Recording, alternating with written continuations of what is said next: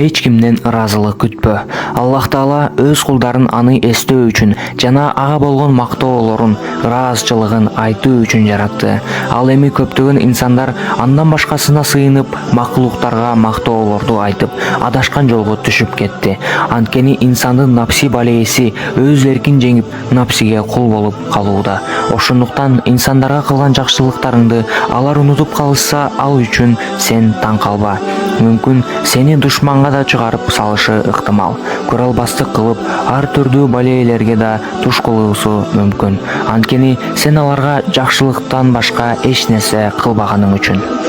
Бир ата баласын тарбиялады. Аны жедирип, ичирип кийинтти, илим үйрөттү. Ооруп калса балам уктасын деп түнкү уйкудан калды. Ач болсо өзү жебей баласына берди. Кыйынчылык келсе, балам кыйналбасын деп ар түрдүү машакаттарды өзү жеңди. Ал эми баласы чоңоюп, күчкө толуп жетилген соң атасына каартуу, ит сыяктуу болду.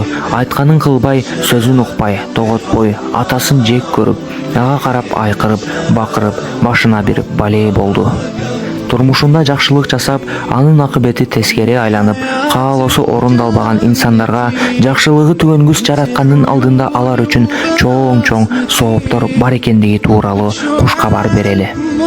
Бул ачуу сөздөр бизди жакшылыкты таштабай, башкаларга ар дайым жакшы мамиледе болуубузду үйрөтөт жана кылган жакшылыктарыбыз үчүн ар кандай нерселерди күтүүгө болот.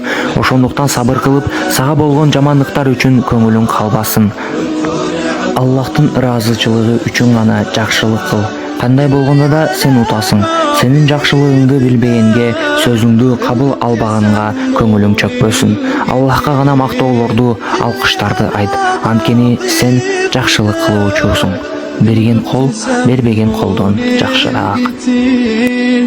Ассаламу алейкум ва рахматуллахи ва баракатуху.